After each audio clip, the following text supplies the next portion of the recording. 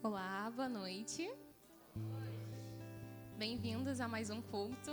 Hoje, em especial, o nosso culto das Mensageiras do Rei da IBCI, como vocês podem ver. Eu e a Márcia estamos camufladas, mas nós somos as responsáveis. É um motivo de muita alegria estar aqui com vocês hoje, fazendo esse culto para Deus, principalmente para glorificar e honrar o nome dEle, através desse projeto que nós temos feito com as meninas, que fazem parte, de uma organização missionária que tem esse principal foco, de alcançar essas meninas nessa idade entre 9 e 16 anos, que é essa fase de formação de caráter, essa fase de muitas mudanças, que para algumas pessoas pode até ser um pouquinho complicada, como foi para mim, mas que tendo o direcionamento certo, acaba sendo muito mais fácil. Então, nós vamos nos apresentar um pouquinho, tá bom? Eu sou a Clívia. Eu sou a tia Márcia. Eu sou a Thaísa. Eu sou a Laura. Eu sou a Isis. Eu sou a Helena. Eu sou a Kailane. Eu sou a Letícia. Eu sou a Maria Luísa. E nós somos as Mensageiras do Rei. Uhul!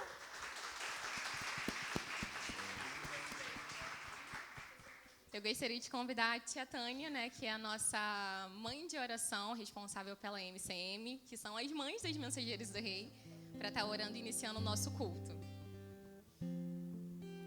Boa noite. É um prazer, estar aqui como em nome, do Ministério Mulheres Cristãs em Ação, que é mãe do Ministério Mensageiras do Rei. E eu vou estar orando pela vida da Clívia, da Márcia, que tem conduzido essas meninas, E acompanha a Clívia desde que chegou, mais ou menos uns 12 anos, 11, 12 anos, E ver a Clívia, envolvida, e foi mensageira e hoje é líder, é muito bonito, Eu louvo a Deus pela vida da Priscila, que cuidou, que conduziu, E hoje ela está aqui. Vamos estar orando. Senhor, muito obrigada, Pai, porque hoje as meninas estão aqui realizando o primeiro culto. E creio, Pai, que é o primeiro de muitos que virão. Pai, continue cuidando da Clívia, firmando seus passos, para que ela continue junto com a Márcia, Pai, conduzindo as meninas, Pai, nos seus caminhos. Paizinho, que o Senhor esteja dando sabedoria a cada dia, para que elas fiquem firmes em Tua presença, Pai, abraçando a causa junto com as suas líderes, Pai. Também te peço, Senhor, que o Senhor continue falando aos nossos corações nesta noite, que o Senhor fale através do louvor, das meninas, que o Senhor fale através da mensagem, Pai, do irmão Tiago. Como é bom rever essa família que amamos, Pai. Abençoa, Pai, a vida dele e da sua família. Continue, Pai, orientando, Pai, a Clívia, orientando a Márcia, renovando as forças e dando sabedoria, Pai, para que essas meninas continuem firmes em Teu caminho, Senhor. Em nome de Jesus oramos. Amém. Agora nós vamos nos apresentar um pouquinho melhor. Nós vamos recitar para vocês o nosso tema, para vocês conhecerem o tema do nosso culto, que também é a nossa divisa. Coloca aí para mim, Ela, por favor. Vamos todas juntas? Levanta-te e resplandece, porque já vem a tua luz. Isaías 61:1a. E como uma boa organização, nós temos os nossos ideais também, que nós vamos falar para vocês conhecerem, hein? O primeiro é... Viverei em Cristo pela oração. O segundo... Crescerei em sabedoria pelo estudo da Bíblia. Reconhecerei minha mordomia. Enfeitar-me-ei com boas obras. Aceitarei a responsabilidade da grande comissão. Esses 5 ideais são como o nosso guia, são as responsabilidades que nós temos e que nós assumimos também. Agora vamos apresentar para vocês o nosso pacto, que nós também temos. Vamos lá? reconhecendo as necessidades do mundo perdido nas trevas do pecado, desejando atender ao mandamento do Mestre, prometo esforçar-me para ser fiel ao serviço de Cristo, cooperando com as atividades da Igreja, denominação, contribuir e orar pelo trabalho de missões no Brasil e no mundo, lutar por conservar a mente pura, o corpo limpo e pronto para o serviço, falar sempre a verdade, não tomar o nome de Deus em vão, reconhecer e corrigir meus erros. Só assim crescerei espiritualmente na presença do meu Rei. Agora eu vou convidar a igreja para se alongar um pouquinho e se colocar de pé, que nós vamos cantar o nosso hino que vocês também não conhecem, para vocês conhecerem também e cantarem junto com a gente, tá bom?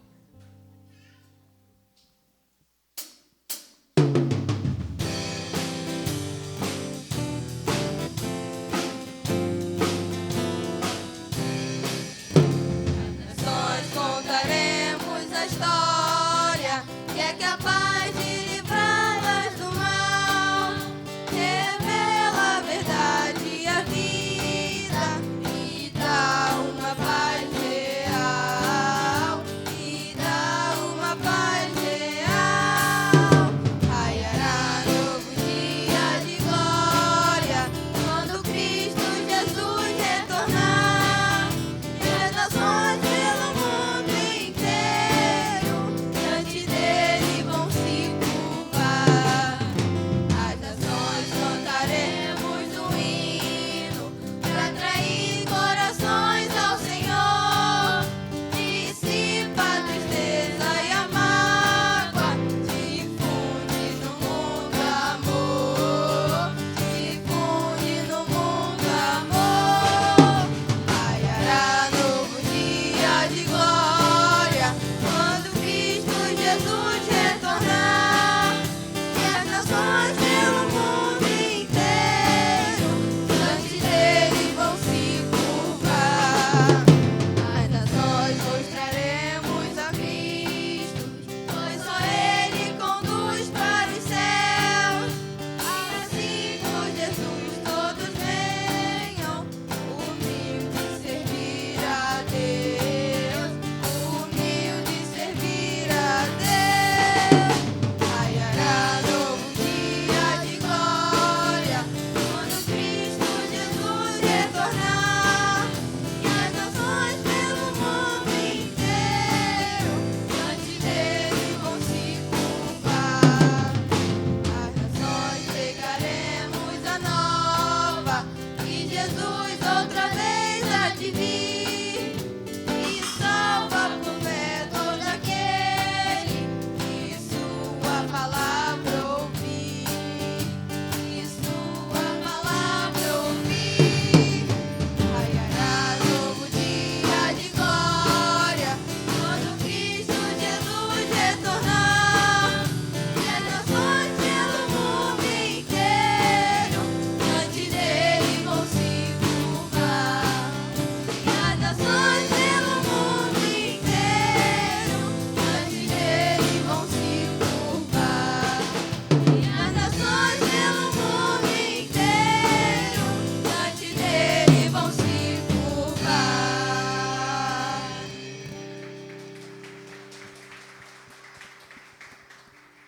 Para quem já foi mensageira, dá uma nostalgia, né? Tô vendo aqui a Gleice, a Fabi cantando junto. Dá um uhul aí. Uhul. O Ministério de Louvor vai cantar um louvor, por favor.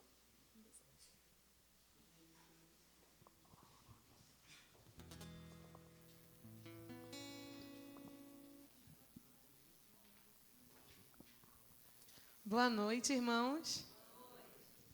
Que alegria poder estar aqui na casa de Deus e ver as meninas proclamando a verdade que está na palavra de Deus. Isso é de fato motivo para muita alegria.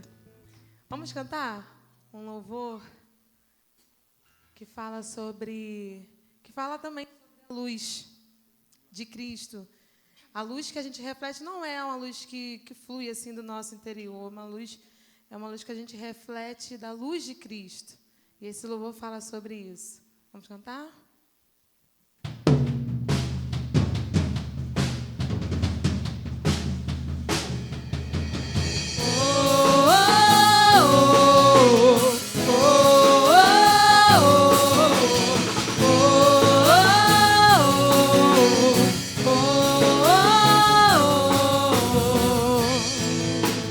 Todos necessitam de um amor perfeito, perdão e compaixão. Todos necessitam de graça e esperança, de um Deus que salva. Oh, oh, oh, oh, oh, oh. Isso move as montanhas e tem poder pra salvar, tem poder pra salvar, pra sempre autor da salvação.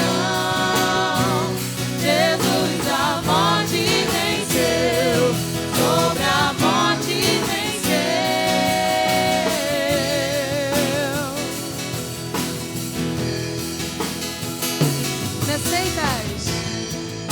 Me aceitas com meus medos, falhas e temores. Enche o meu viver, a minha vida entrego pra seguir seus passos. A ti me rendo. Oh, oh, oh, oh, oh, oh. Isso move as montanhas e tem poder pra salvar, tem poder pra salvar, pra sempre autor da salvação. Jesus a morte venceu, sobre a morte venceu.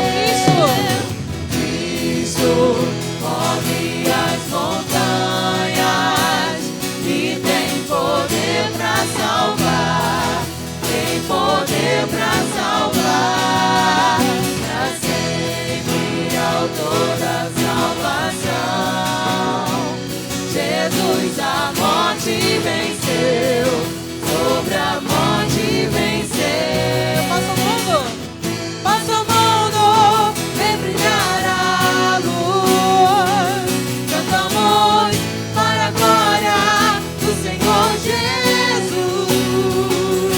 Cristo, passa o mundo, vem brilhar a luz. Cantamos para a glória do Senhor Jesus. A igreja, Cristo, passa o mundo, vem brilhar a luz. Cantamos para a glória do Senhor Jesus. Cristo, passa o mundo, vem brilhar a luz. Cantamos para a glória do Senhor Jesus.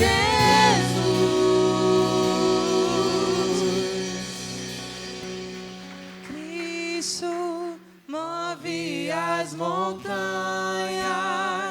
e tem poder pra salvar, tem poder pra salvar, pra sempre autor da salvação. Cante. Jesus a morte venceu, sobre a morte venceu. Cristo move as montanhas e tem poder pra salvar, tem poder pra salvar, pra sempre autor da salvação. Jesus a morte venceu, sobre a morte venceu.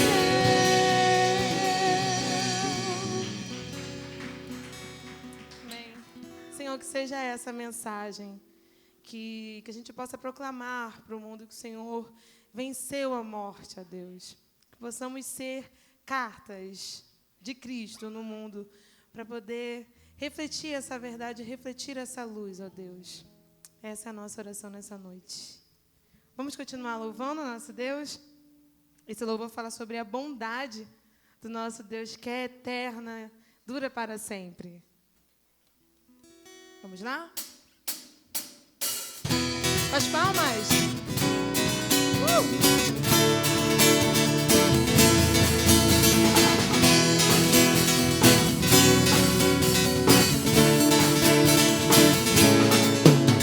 Senhor, tu és bom, tua misericórdia é para sempre. Senhor, tu és bom, tua misericórdia é para sempre. Outra vez. Senhor, tu és bom, tua misericórdia é para sempre. Senhor, tu és bom, tua misericórdia é para sempre. Todos os povos te exaltarão, de geração em geração te adorarei.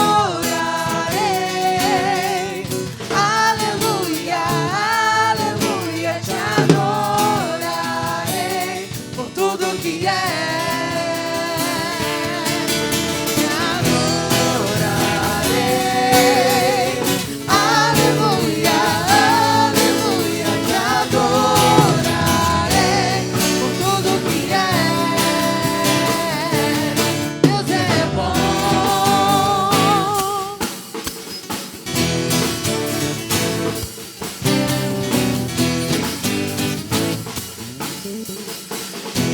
Vamos de início. Senhor, tu és bom. Senhor, tu és bom, tua misericórdia é para sempre. Senhor, tu és bom, tua misericórdia é para sempre. Outra vez. Senhor, tu és bom, tua misericórdia é para sempre. É eterna. Senhor, tu és bom, tua misericórdia é para sempre. Todos os povos te exaltarão, de geração em geração te adorarei. Aleluia, aleluia, te adorarei por tudo que é. Te adorarei. Aleluia, aleluia, te adorarei por tudo que és. Deus é bom, tão bom.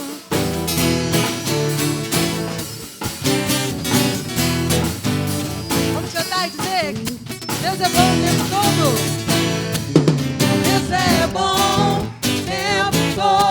o tempo todo. Deus é bom, Deus é bom o tempo todo. Deus é bom, Deus é bom o tempo todo, o tempo todo. Deus é bom, Deus é bom o tempo todo, o tempo todo. Deus é bom.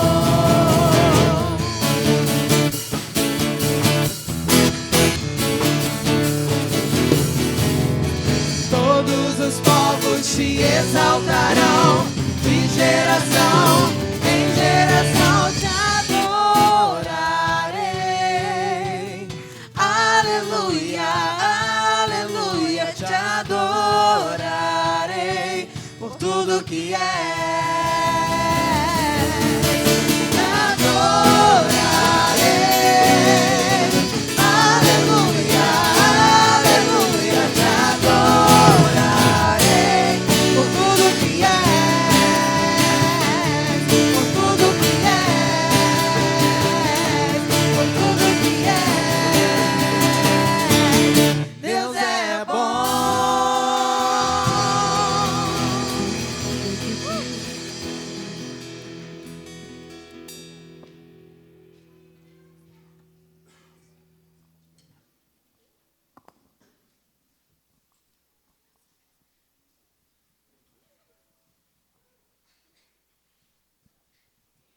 Boa noite novamente, para quem chegou um pouquinho depois e não recebeu o meu primeiro boa noite.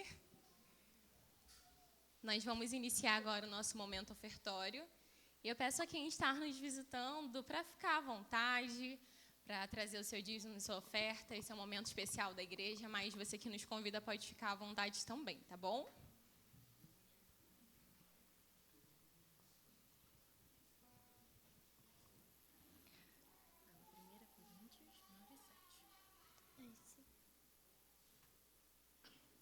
A Helena vai estar lendo um texto que se encontra em 2 Coríntios 9:7, se vocês quiserem acompanhar também.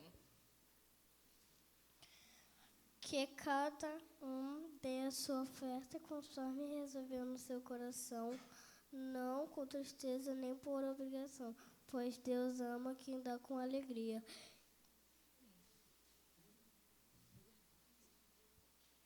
Deus, muito obrigado por cada um que esteja aqui, Senhor. Ilumine o caminho de cada um que esteja aqui, Senhor, que não falte nada para ele, Senhor. Em nome de Jesus, amém. Nós vamos entoar mais um louvor e você pode ficar à vontade para trazer seu dízimo ou sua oferta, tá bom?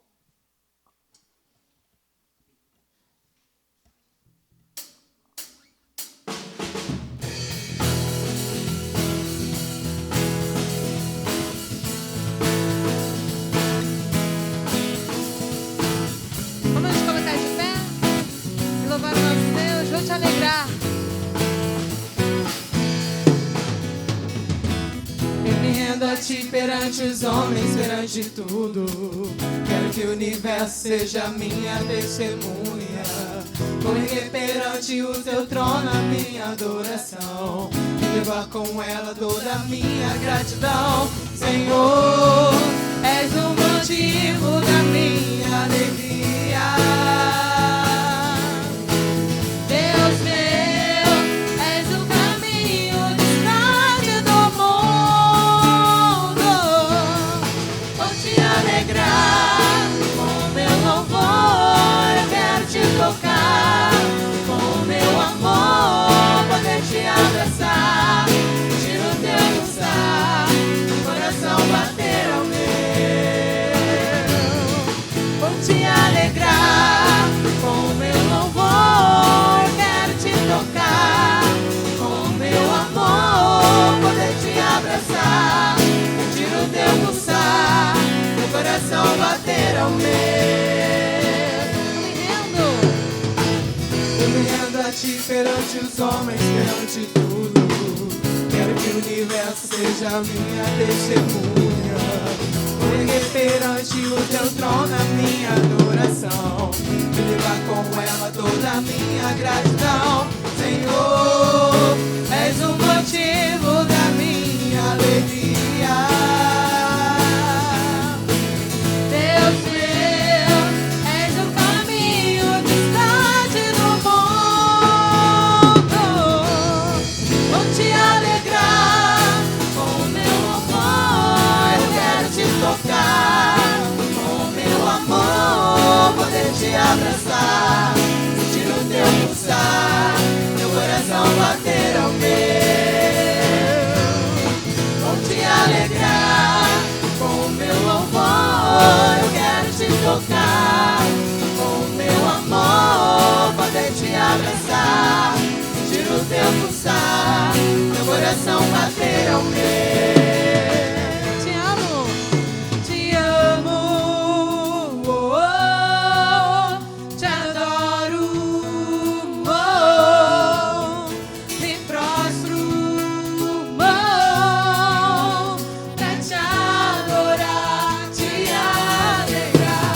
Te amo, oh, te adoro, oh, me prostro, oh, pra te adorar, te alegrar.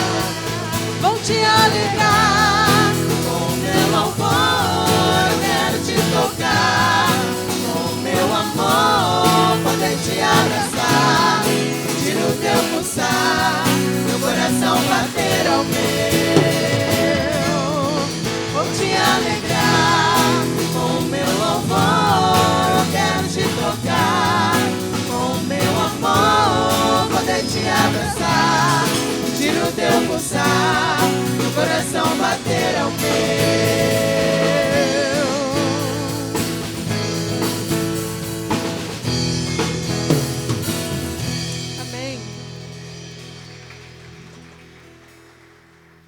Deus abençoe a vida de cada um nessa noite.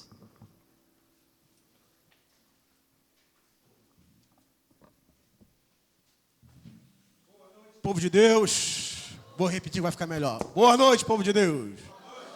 Gente, vocês perceberam que as meninas tomaram conta, né? Estão fazendo tudo e eu consegui um espaçozinho aqui no programa para pelo menos chamar as crianças até 11 anos para eu orar com elas, porque elas hoje tomaram conta do culto todo. Então a criançada até 11 anos, tem alguém aí? Vem aqui, por favor. Vamos orar. Miguel está vindo também ali com toda a velocidade. Isso. Helena também, Felipe. Isso. Vem, amigo, vem também, todo mundo. Isso. Vem, Elis. Traz ele. A gente espera, não tem problema não. Isso aí. Coisa bonita, né? Vendo nossas crianças aqui. Oi, Elis. Vem cá, vamos orar. Vamos falar com Jesus. Hoje é a tia Carmen que está lá. Vamos orar. Tem mais crianças aí até 11 anos? Vamos orar. Vem cá, Felipe. Vamos orar? Pai, obrigado, ó Deus, por esse culto que nós expressamos a Ti, que nós dedicamos a Ti. Tudo é para a Tua glória, ó Deus. Como é precioso estarmos aqui juntos em adoração ao Teu santo nome. Pedimos a Ti, ó Deus, que o Senhor esteja também cuidando dos nossos pequeninos lá no Ministério Infantil. Abençoe as titias que serão, ó Deus, porta-vozes do Senhor, numa linguagem apropriada para as nossas crianças, para que elas possam conhecer, ó Pai, a Tua palavra, os Teus estatutos, conforme, ó Pai, a linguagem delas, e possam, Deus, amar a Jesus, amar ao Senhor, conhecendo a Sua palavra numa linguagem apropriada. Obrigado, ó Deus, pelo nosso Ministério Infantil. Cuide das nossas crianças. Nós oramos assim, ó Pai, em nome de Jesus. Amém, Senhor. Amém. Vamos lá, criançada? Vamos lá com a titia? Vamos lá, Liz. Isso.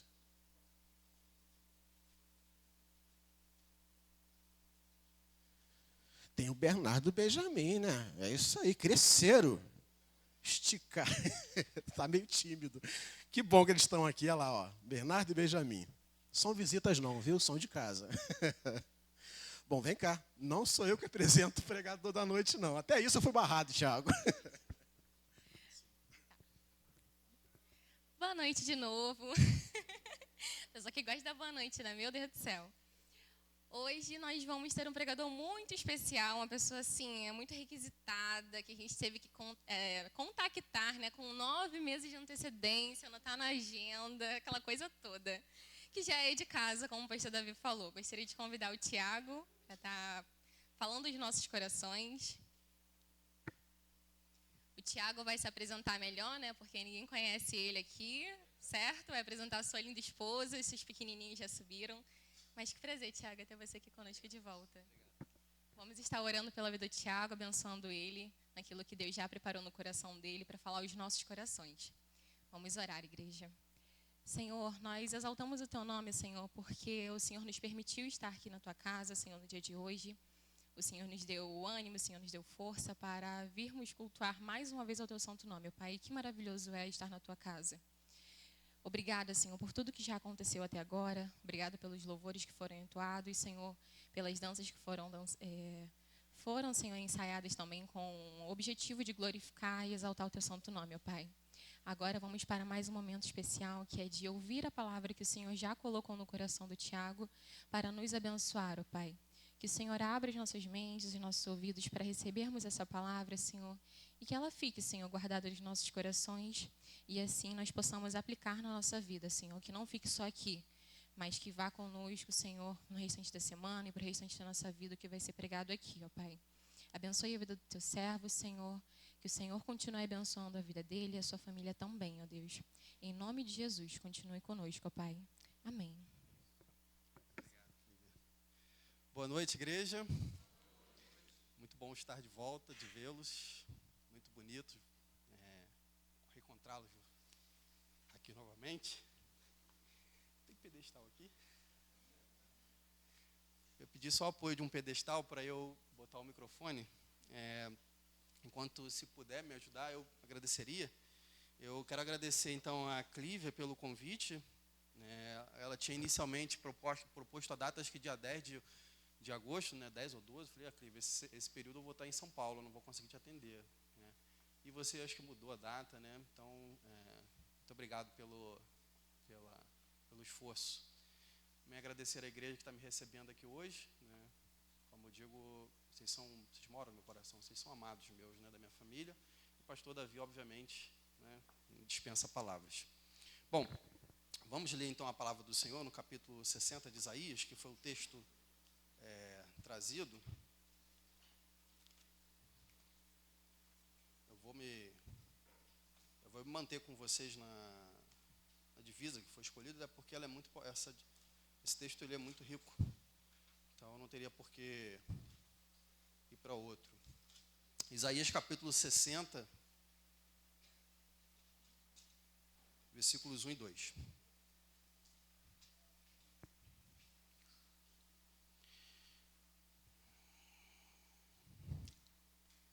Isaías 60, versículos 1 e 2, diz o seguinte: levante-se e resplandeça, porque já vem a sua luz, e a glória do Senhor está raiando sobre você.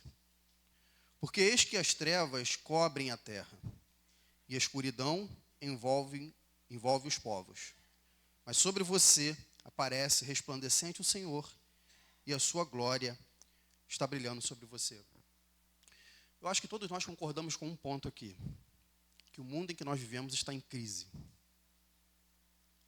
Ou, usando a terminologia bíblica, o mundo está em trevas.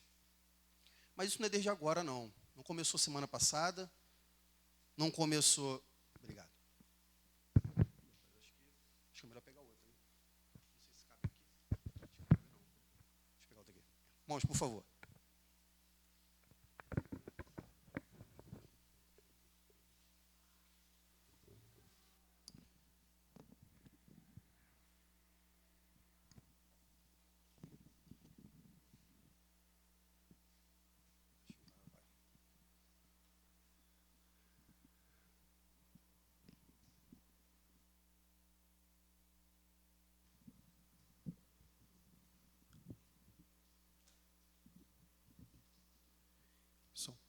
Bom, desculpas, eu prefiro assim, porque tenho dificuldade lá com o microfone. Daqui a 10 minutos, o microfone vai estar aqui, eu vou estar falando viva voz, vocês vão estar entendendo mais nada, e é melhor não correr esse risco. Então, como eu dizia, o mundo está em crise, ou, usando a terminologia bíblica, ele está em trevas. Mas isso não é de hoje, a gente sabe disso. O mundo sempre esteve em crise. Mais precisamente, desde Gênesis 3, quando o homem cai. Quando o homem decide viver por si mesmo e a parte de Deus. E essa crise do mundo, vez ou outra, mais ou menos, sempre se manifestou de uma forma muito clara. Predomínio do pecado, pessoas viciadas em si mesmas, desprezando o outro e sobretudo, desprezando a Deus. Isso eu estou falando de termos humanos. Mas essa não é a única forma de nós identificarmos a escuridão do mundo. Pela maneira como nós vivemos uns com os outros, também podemos perceber isso. Né? A justiça, isso é muito claro na Bíblia, a justiça é um termômetro que mostra como que o mundo está escuro. Assim como na época em que esse texto foi escrito, hoje, bandidos são soltos, inocentes são presos. Pessoas de bem morrem e pessoas criminosas são impunes. Isso é um indício claro de que o mundo está em trevas. E, para tentar solucionar essas trevas, as pessoas criam métodos e respostas que cada vez mais se mostram inúteis. Por vários motivos, por várias formas, a gente pode entender essas respostas. Não cabe aqui a gente analisar, mas todas essas respostas, na verdade, evidenciam o desespero de uma humanidade que não sabe lidar com esse mundo em trevas. Voltando ao ser humano, acho que a palavra que melhor define as trevas em que nós vivemos, para mim, pelo menos, é a palavra desorientação. As pessoas estão desorientadas. Se você ficar um pouco mais atento, se você ficar um pouco mais sensível às pessoas que estão ao seu entorno, e sobretudo aquelas que não têm a Cristo, o que você vai perceber é que elas estão desorientadas. Elas não sabem lidar com a certeza da morte, elas não sabem lidar com com os seus relacionamentos. Hoje a gente tem visto algumas crises, até são meio que inéditas. Pais não sabem ser pais, filhos não sabem para que servem seus pais, mães não sabem ser mãe, mulheres não sabem mais o que significam ser mulheres, homens não sabem mais o que significam ser homens. Eu não sei mais como eu faço para obter uma profissão. Então, tudo isso são sintomas de desorientação. Agora eu chamo a atenção de vocês que, assim como o Tilenol não cura a febre, porque quando você está com febre, você vai tomar o quê? Tilenol, né? Na verdade, você está baixando a temperatura do seu corpo. Você não está atacando a causa do problema, que provavelmente é uma infecção. Então, se você ficar tomando Tilenol o tempo inteiro para a sua febre, você vai ter algum outro problema decorrente desse remédio e a fonte do problema vai continuar ativa. As pessoas estão desorientadas, não é porque elas estão desorientadas. As pessoas estão desorientadas porque elas estão cegas. Elas não conseguem enxergar que elas estão desorientadas. Logo, a solução para um mundo desorientado não é dar orientação ao mundo. A solução para um mundo desorientado é entregar luz para esse mundo. E é sobre isso que nós vamos falar aqui essa noite. O versículo 1 de Isaías mostra-nos uma ordem do profeta Isaías ao povo de Israel. Diz ele: levante-se e resplandeça, porque já vem a sua luz e a glória do Senhor está raiando sobre você. O que chama atenção nesse primeiro versículo aqui é a ordem, é a linguagem que o profeta Isaías utiliza para se dirigir ao povo de Israel. E aqui eu queria que você já guardasse uma imagem nesse texto. Nós estamos caminhando para o final do livro do profeta Isaías, em que é chamada de o final da restauração. Aqui, o povo de Israel já estava vivenciando um início de um avivamento ou até um início de uma restauração. Então, eu queria que você guardasse a seguinte imagem. Para trás já está ficando o cativeiro e no horizonte do povo de Israel, eles já estão vendo Jerusalém. Então, essa mensagem aqui de Isaías é o seguinte: olha, Deus já está tirando vocês do cativeiro e já está levando vocês de volta para a terra em que vocês saíram. Então, há um início de uma trajetória acontecendo aqui. Então, por isso que está acontecendo essa ordem. E o que é interessante é que essa trajetória em que o povo de Israel vai peregrinar é uma trajetória em que eles passarão no meio de um lugar escuro. Por isso que esse texto diz isso. Brilhe, levante-se e brilhe, porque este mundo está em trevas. Agora, essas palavras aqui, irmãos, têm muito significado. Na Bíblia, levantar-se, ela não tem apenas o significado de colocar os seus joelhos em 180 graus. Quem é matemático sabe o que eu estou falando, né? Quando vocês estão sentados aí, o joelho de vocês está a 90 graus. Colocar-se de pé não é ficar com seus joelhos em 180 graus. Na Bíblia, quando Deus fala para alguém se levantar, esse tem um significado soterológico, um significado de salvação, é que Deus está salvando alguém. Efésios capítulo 2, versículo 1, Paulo diz o seguinte: vocês estavam mortos em seus pecados. A ideia aqui é que o profeta está dando uma ordem para um povo que estava morto e em que a salvação chegou até ele. Então ele diz: levante-se, porque vocês estavam mortos em seus pecados e agora a salvação chegou até vocês.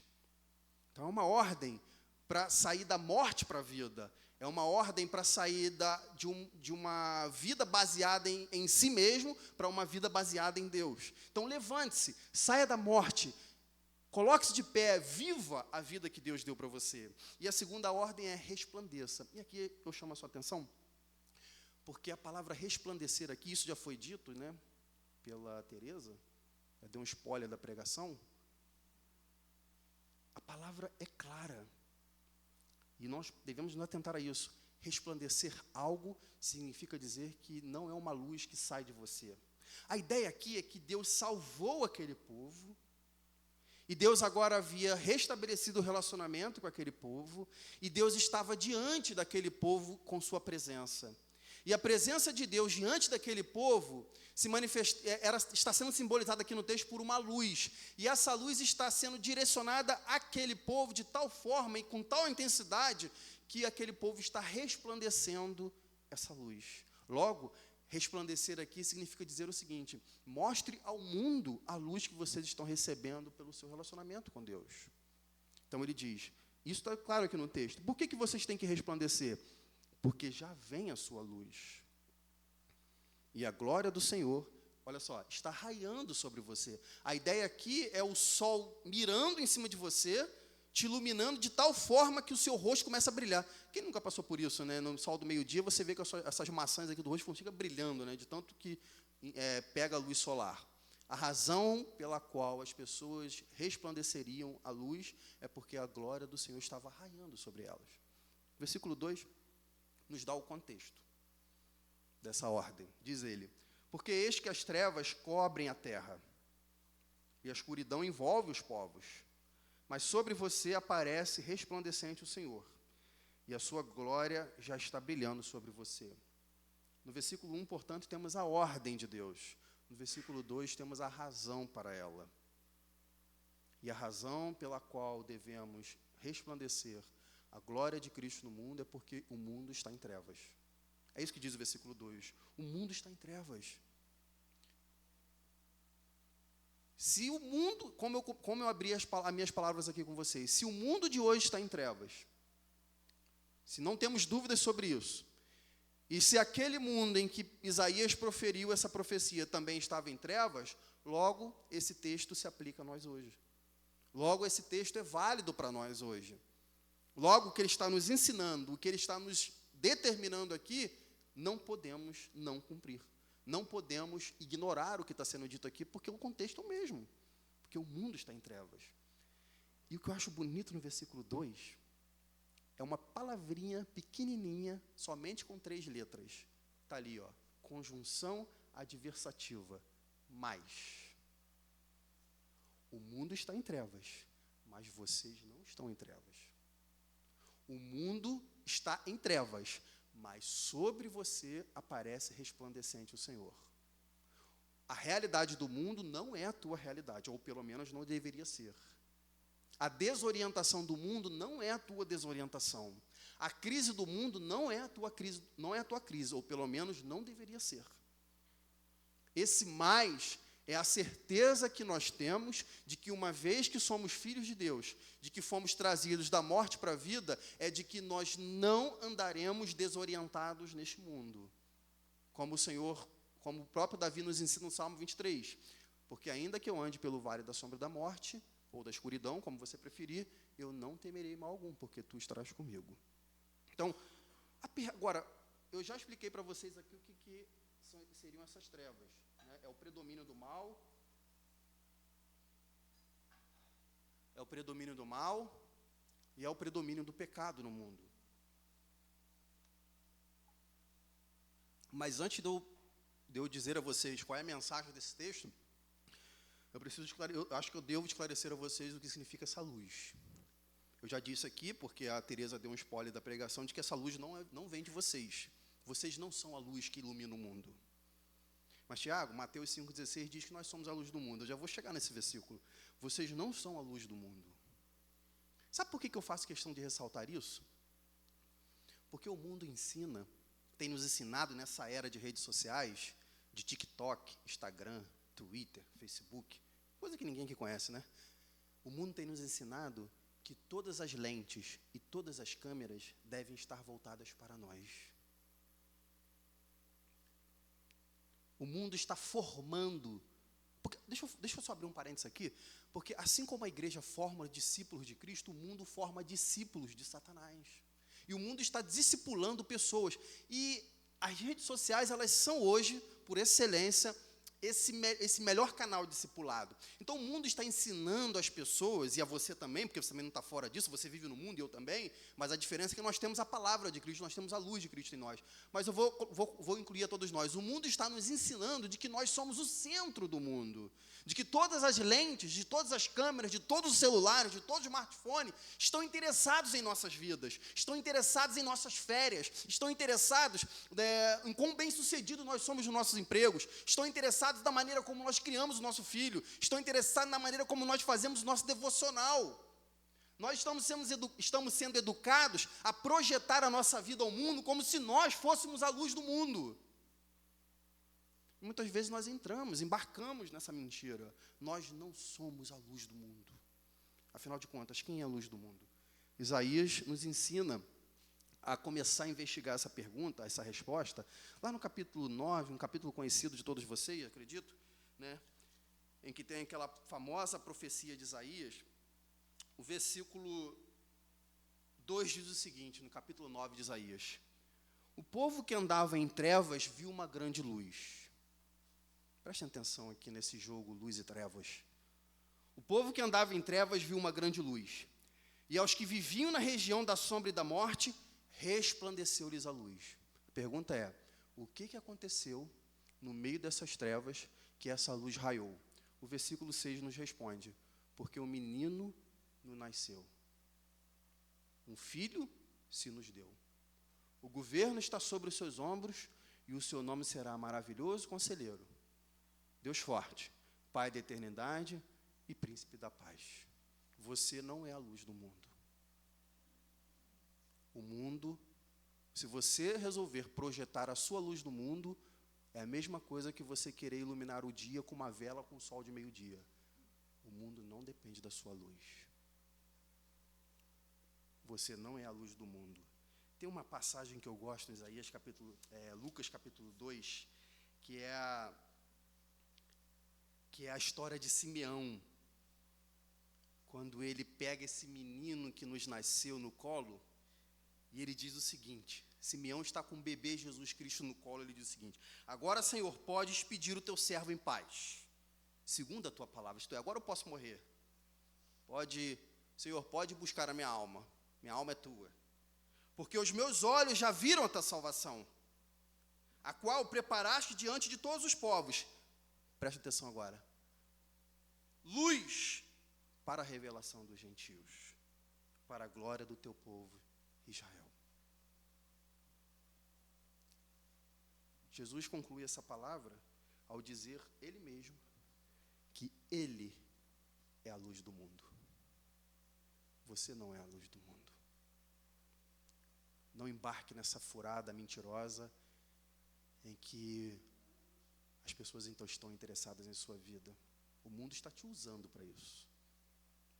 Você, na verdade, é um objeto descartável, que você só está atendendo às demandas de um algoritmo. O mundo não está interessado na sua vida. Não vai ser a sua vida, a sua rotina que vai orientar o mundo. O que orienta o mundo é Cristo Jesus, a luz do mundo. A nossa tarefa é resplandecer Jesus no mundo.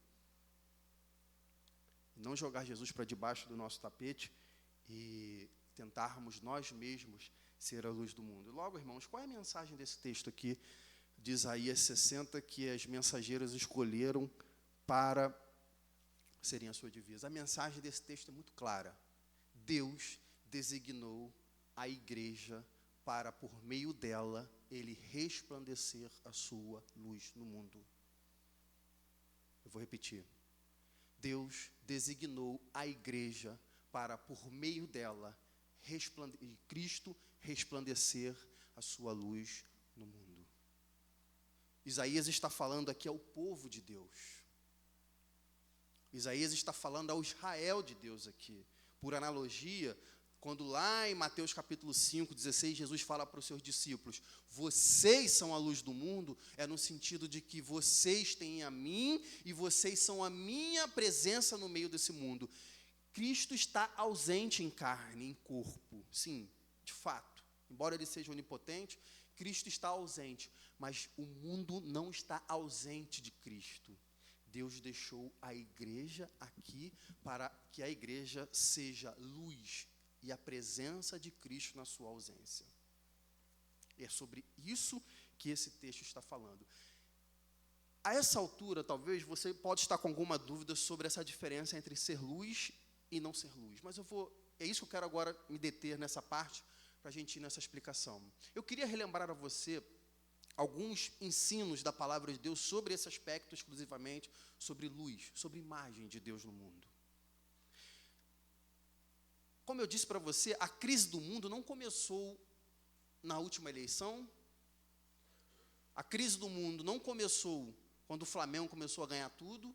A crise do mundo não começou quando o Brasil se tornou o Brasil e tampouco começou quando Jesus pisou na terra. A crise do mundo começou no Éden, quando o homem resolveu pecar contra Deus, viver contra Deus, em rebeldia a Deus. É ali que começou o problema. Eu lembro a você, agora vamos para o Éden de novo, e eu relembro a você que quando Deus cria o homem e a mulher, lá em Gênesis capítulo 1, versículo 26, ele deixa, Moisés nos ensina algo ali. Diz o seguinte, que Deus criou o homem e a mulher, obviamente, conforme a sua imagem e semelhança.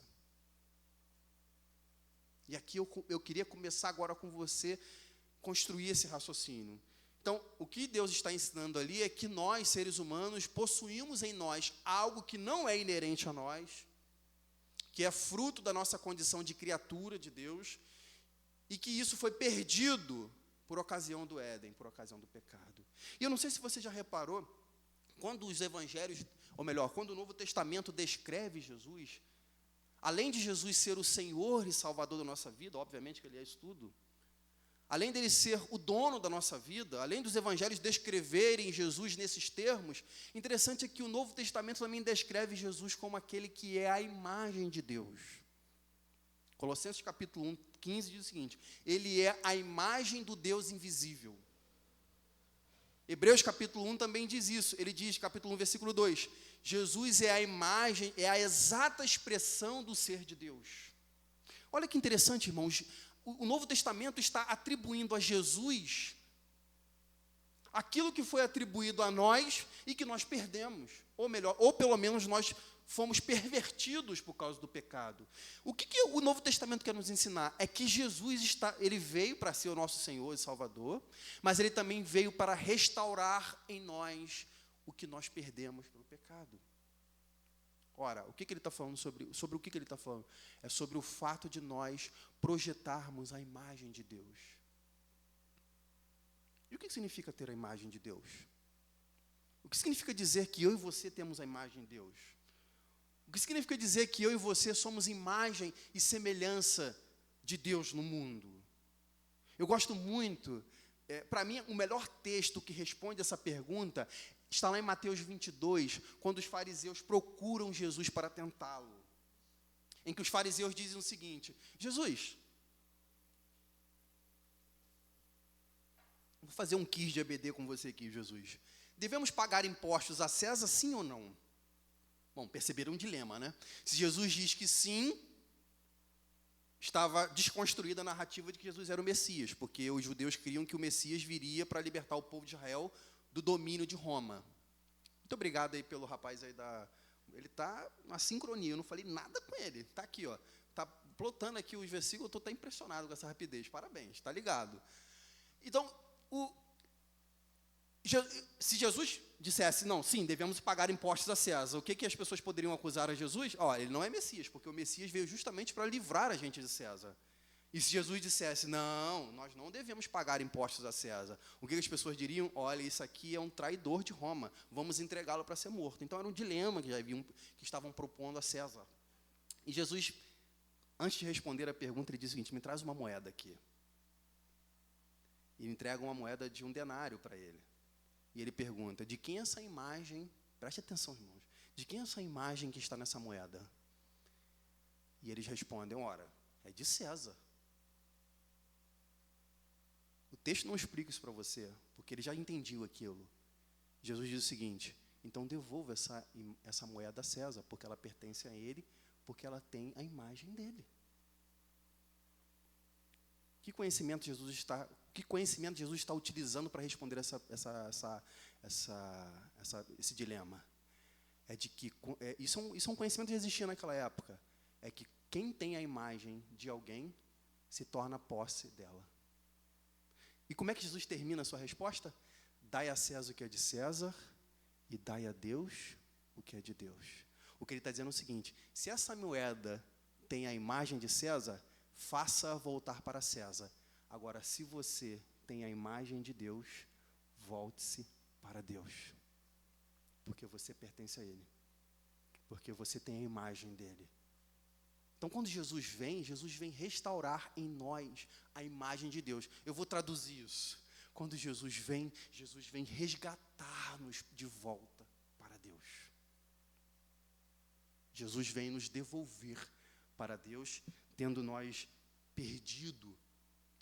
todos perdido a imagem de Deus. Então, ele é a imagem de Deus, porque ao nos resgatar também, ele projeta em nós a sua imagem. E eu concluo essa parte de ensino aqui lembrando uma coisa para você, que é um versículo que todos nós conhecemos também, acredito, né? Romanos capítulo 8, versículo 28.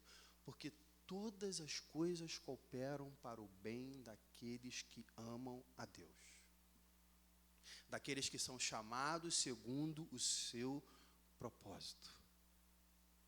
A pergunta que cabe aqui é: qual é o bem da sua vida? Olha o que o texto está dizendo. Porque todas as coisas cooperam para o bem daqueles que amam a Deus. Qual é o bem da sua vida? O que há de mais valioso em sua vida? O que há de mais precioso em sua vida? Eu pergunto para vocês, o que há de mais importante na vida de vocês? O que há de mais, qual é o tesouro da sua vida? São seus bens? São os seus amigos? São as pessoas com quem você se relaciona? É a tua posição na sociedade? É quão conhecido você é? Segundo a palavra de Deus, não é nada disso. No versículo seguinte ele responda: o bem de todo ser humano é que nós sejamos para que sejamos conforme a imagem de Jesus Cristo. O que Deus está trabalhando em nós é que dia após dia Deus passe, ou melhor, nós tornemos-nos cada vez mais parecidos com Jesus Cristo. Esse é o bem de todos nós. E aqui eu afirmo, esta é a condição pela qual nós podemos iluminar o mundo. Nós jamais poderemos ser luz no mundo se Cristo não habitar em nós por meio do seu Espírito. Nós jamais poderemos projetar no mundo a luz de Cristo se Ele não estiver em nós, se a nossa imagem não for a imagem do seu Filho. Se a nossa imagem não for a imagem de Deus em nós, a imagem de Cristo em nós. Porque se nós lutarmos para construir em nós mesmos a imagem que o mundo quer que construamos em nós mesmos, nós jamais seremos luz, nós seremos apenas mais um ponto de trevas nesse mundo. O que devemos ao mundo não são as nossas habilidades. O que devemos ao mundo não são as nossas virtudes. O que devemos ao mundo é Cristo Jesus. Nós devemos ser um pote, um receptáculo de Cristo no mundo. É isso que ilumina o mundo. Não são as nossas habilidades, as nossas virtudes. Embora, sim, Deus possa usá-las. Mas eu estou batendo nessa tecla para deixar bem claro qual é a fonte. Não é a temperatura alta que produz a tua febre, é a infecção no teu corpo. As tuas habilidades, as tuas virtudes, as tuas experiências de vida, elas devem partir de um relacionamento real e vívido com Cristo Jesus. Caso contrário, você não iluminará o mundo, você só será parte dessas trevas. Qual é o ensino desse texto? O ensino desse texto é que, para resplandecermos no mundo, nós temos que estar rendidos a Jesus Cristo, nosso Senhor. Se essa não é a sua condição aqui esta noite, eu lhe advirto com amor. Venha a Cristo em arrependimento e fé. Venha a Cristo em arrependimento e fé e seja transformado à sua imagem e semelhança. Venha a Cristo em arrependimento e fé e renuncie o seu projeto de vida, que é viver longe de Deus. Você pertence a Deus, você tem a imagem de Deus em sua vida. Jesus disse isso: dai a César o que é de César e dai a Deus o que é de Deus. Você pertence a Deus, logo só há um único caminho para a sua vida, é ir para Deus, é voltar-se para Deus, porque você tem a imagem de Deus em você. A menos que você volte para Cristo em arrependimento e em fé, essa imagem continuará desvirtuada, ofuscada, destruída. A menos que você venha a Cristo. E enquanto você não vier a Cristo, e enquanto Cristo não for real em sua vida, assim como foi aquele bebê nos braços de Simeão, porque, irmãos, o que eu acho interessante nessa história de Simeão, é que Simeão não está segurando um livro. Simeão não está segurando um jornal. Simeão não está segurando um tratado de teologia. Ele não está segurando uma ideia, uma ideologia. Está segurando um bebê, uma pessoa. O teu Salvador é uma pessoa. Ela existe. Ela conhece você, conhece o seu clamor, conhece as suas angústias. É uma pessoa, não é uma ideia. E ela, assim como a tua mãe, teu pai, Jesus Cristo é uma pessoa que está disponível a se relacionar contigo. Simeão tem uma pessoa, tem um bebezinho nos seus braços. Isso é muito claro na palavra de Deus, para nos lembrar que nós não seguimos ideias, nós não seguimos ideologias, nós seguimos um homem que encarnou e tornou-se o nosso Senhor e Salvador. E o ensino aqui é que nós só podemos ser luz do mundo, resplandecer a glória de Deus no mundo, se Cristo for o nosso Senhor e Salvador. Algumas aplicações sobre isso. 2. Primeiro,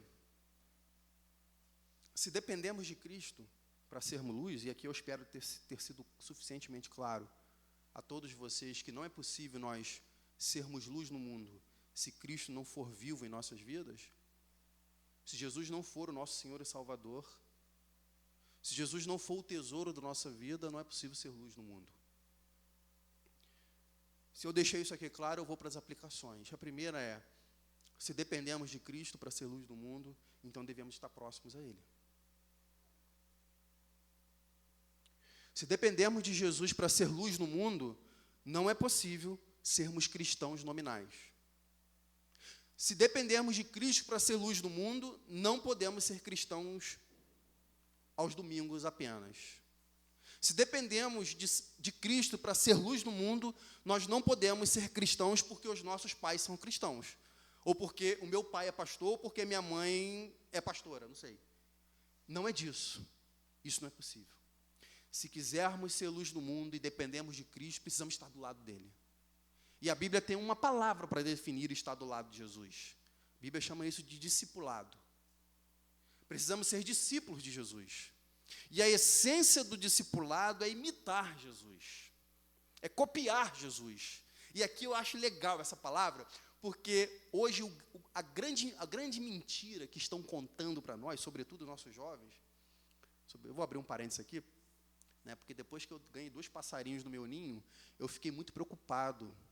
Passei a ficar muito mais preocupado com essa faixa etária, obviamente, Eu sou ansioso.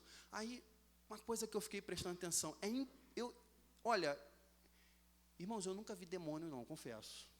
Vou abrir um parênteses aqui, eu nunca vi não. De olhos, assim, literalmente, eu nunca vi.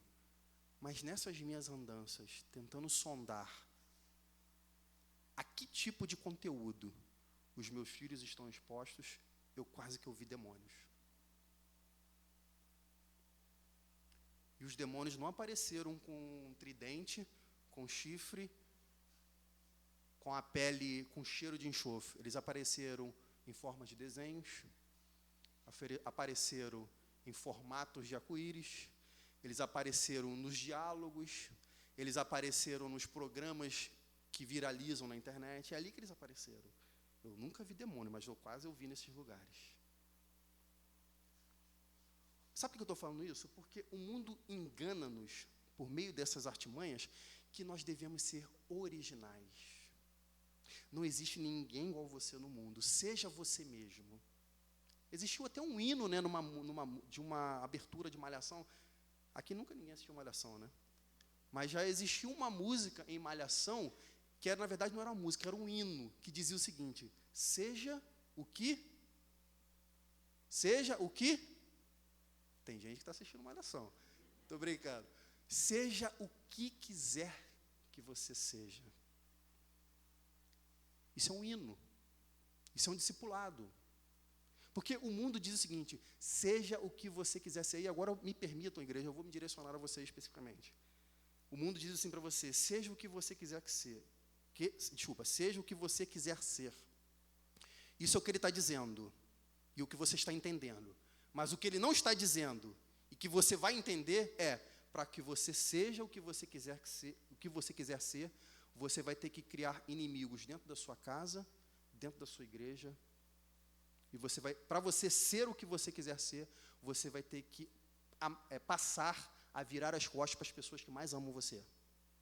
Em geral, ser o que você quiser ser é brigar com seus pais, brigar com seus irmãos e viver sozinha nesse mundo. A galera que foi formada nessa música não fala com os pais, não tem igreja, está sozinha no mundo perambulando. Seja o que quiser que seja. Porque é isso que Satanás prometeu para Eva, né? No dia que você comer do fruto, você vai poder ser o que você quiser. Discipulado é justamente o contrário. Nós não seremos o que nós quisermos. Nós não somos originais. Nós somos uma cópia. Nós somos uma cópia de um homem maravilhoso que pisou esta terra, que se entregou por nós. Nós estamos aqui para imitá-lo, para copiá-lo neste mundo. Isso é ser discípulo de Jesus. E eu queria alertar você o que nós podemos copiar de Jesus. Primeiro, a sua obediência ao Pai. Irmãos, ninguém foi tão obediente como Jesus Cristo. E a obediência de Jesus era o meio pelo qual ele demonstrava publicamente o seu apreço à palavra de Deus. Devemos imitar Jesus em sua obediência a Deus. Assim como Jesus obedeceu a Deus e manteve-se obediente até a morte, assim somos nós, é assim que a Bíblia demanda de nós. E a maneira pela qual Jesus fez isso era mantendo-se fiel à palavra de Deus. Lembre-se de Jesus no deserto, sendo tentado por Satanás. Jesus manteve-se obediente a Deus por elevar a palavra de Deus na sua mais alta estima. Jesus venceu Satanás com a palavra de Deus, nos seus lábios e em sua vida. E eu pergunto a você, como é que você anda com a palavra de Deus? Como é que tem sido o teu relacionamento com as Escrituras? Você pode dizer que o que você sabe sobre a Bíblia hoje é maior, em maior quantidade, ou você pode dizer que você compreende a palavra de Deus hoje em maior extensão do que um ano atrás, do que no dia 27 de agosto de 2022? Como que é o teu dia?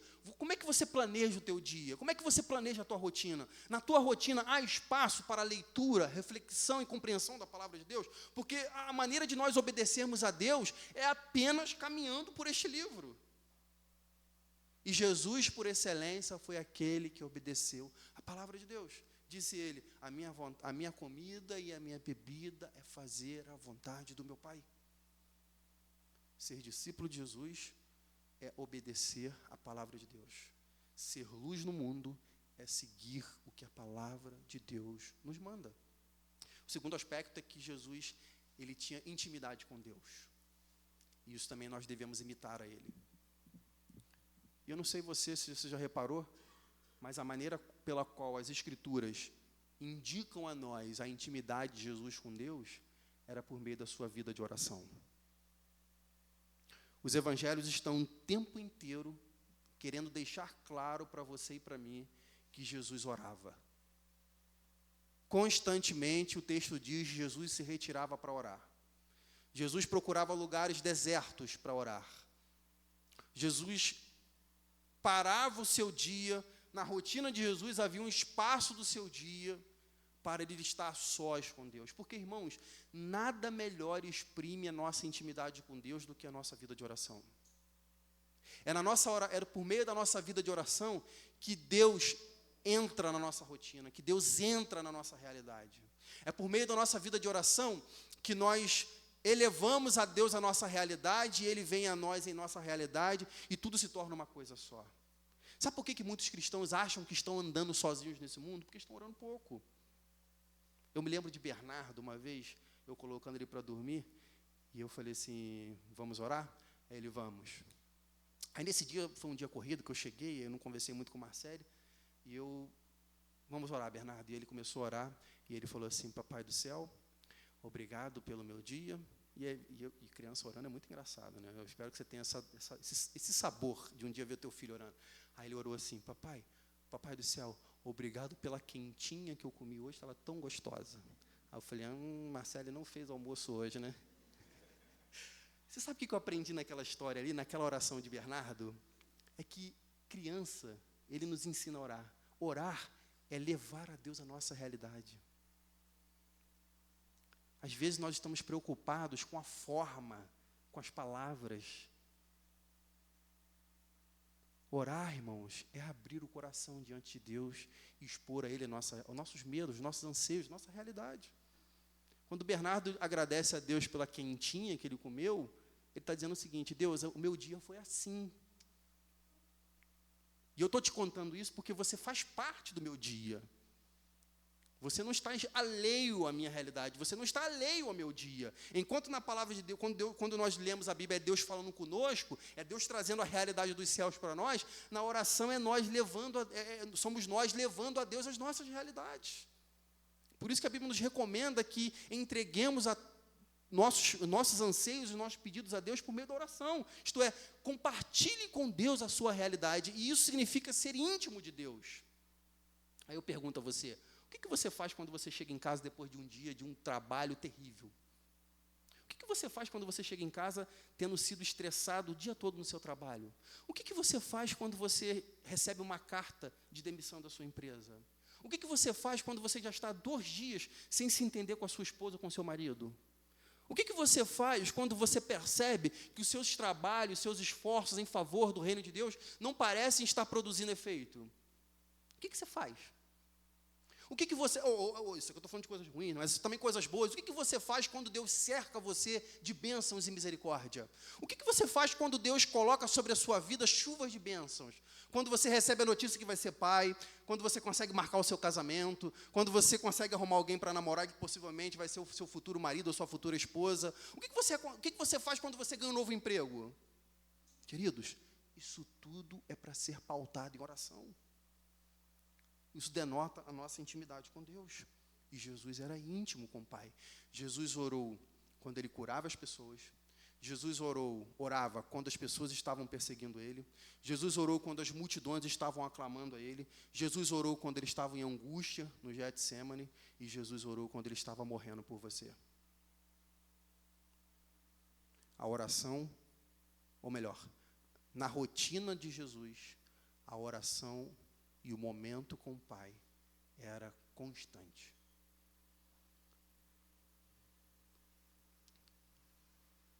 Esse era o nosso Jesus. Ele obedecia a Deus. Ele estava com Deus. E, por fim, ele amava as pessoas.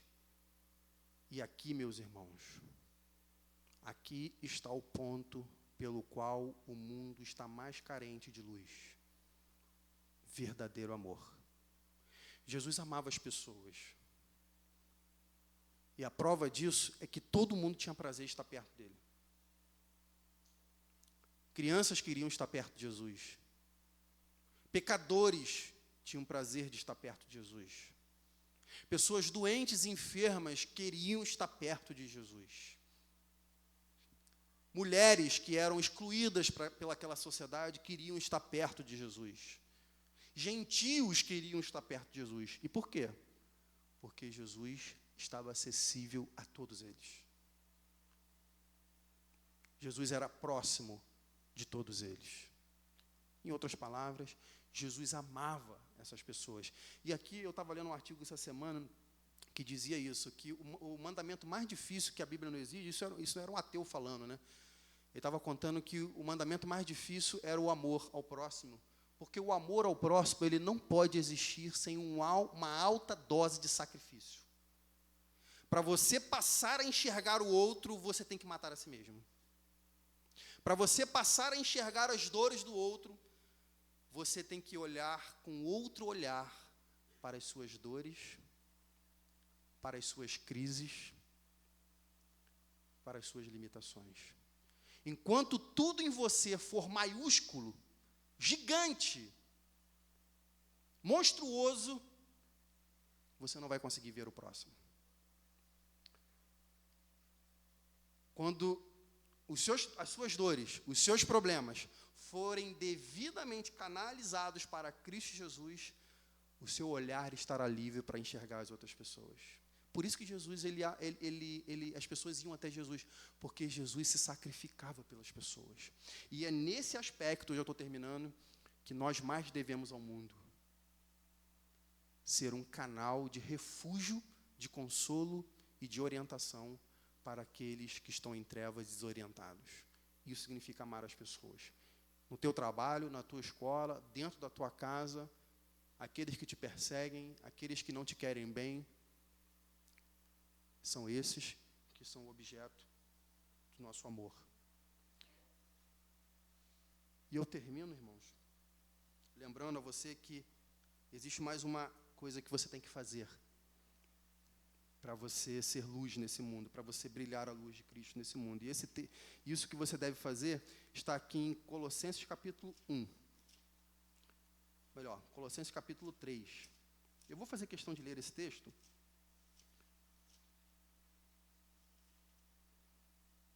Eu coloquei aqui a terceira consideração que nós devemos levar em conta para sermos luz no mundo. Eu provocativamente, de forma provocativa, eu chamei de autocuidado. Para nós sermos luz no mundo, nós devemos pensar em autocuidado, mas não o autocuidado que o mundo nos ensina, não. Muitas vezes meramente estético. O autocuidado que a Bíblia nos ensina está aqui em Colossenses capítulo 3, versículo 5. Diz o seguinte: portanto, aí vocês vão entender por que eu selecionei esses versículos, do 5 ao 10. Portanto, façam morrer tudo o que pertence à natureza dessa carne. Imoralidade sexual, impureza, paixões, maus desejos e avareza, que é a idolatria. Por causa destas coisas é que vem a ira de Deus sobre os filhos da desobediência. Vocês também andaram nessas mesmas coisas no passado, quando viviam nelas. Agora, porém, abandonem igualmente todas essas coisas: ira, indignação, maldade, blasfêmia, linguagem obscena no falar. Não mintam uns aos outros, uma vez que vocês se despiram da velha natureza com as suas práticas. E se revistam, aqui agora o que eu queria que vocês prestassem atenção ainda mais, e se revistam da nova natureza que se renova para o pleno conhecimento, segundo a imagem daquele que o criou. O autocuidado que eu me refiro aqui é você ser santo no mundo.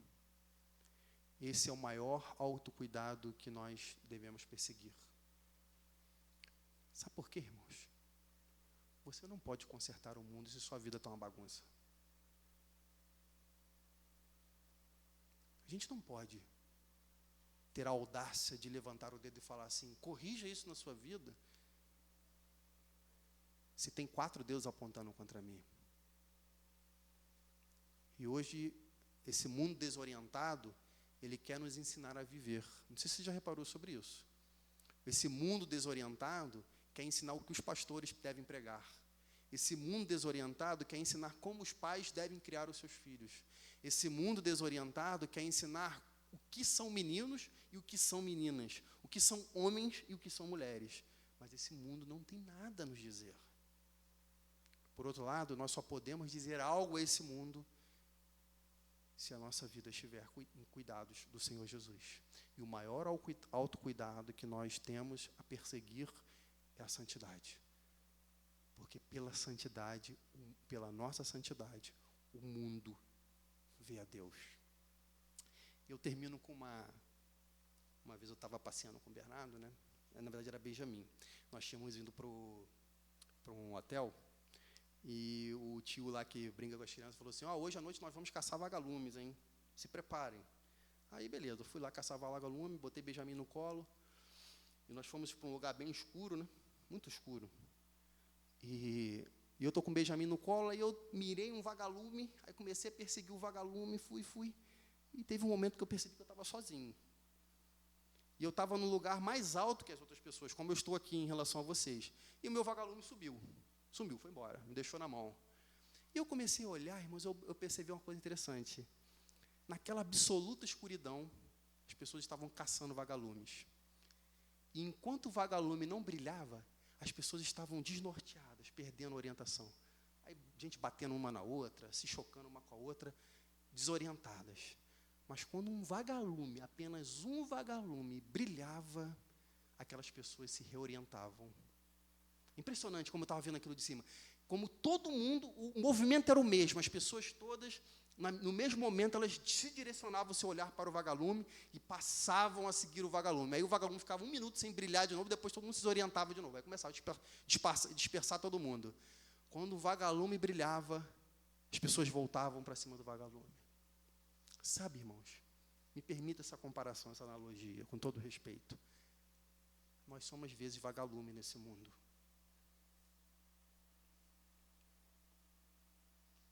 Brilhando a luz de Cristo, para que aqueles que precisam de orientação sejam orientados. E eu queria terminar minha palavra, talvez te dando uma pequena palavrinha de encorajamento. Talvez a sua luz hoje seja como essa luz fraquinha desse vagalume. Você esteja brigando com pecados terríveis em sua vida, esteja lidando com uma insegurança terrível. Talvez até você não se sinta mais filho de Deus, nem salvo de tão distante que você parece de Deus. Mas eu queria te lembrar uma coisa.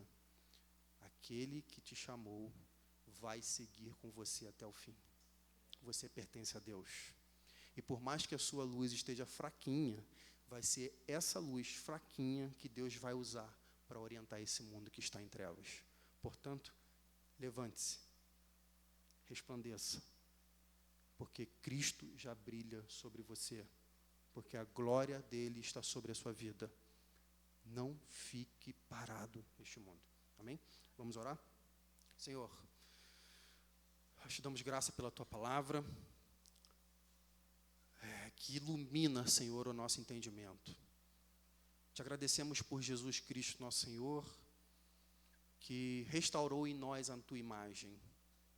Senhor, que onde estivermos, onde pisarmos, com quem lidarmos, que a tua luz, ó Deus, brilhe através de nós, para aqueles que estão nos vendo.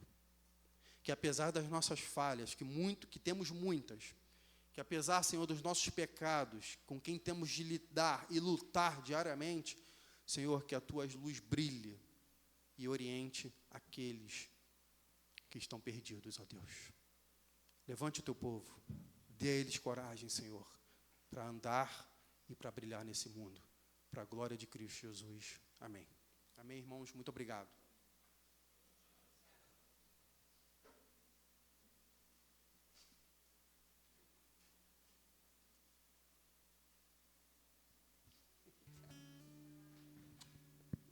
Uma pequena lembrancinha para te agradecer por abençoar as nossas vidas. Obrigada.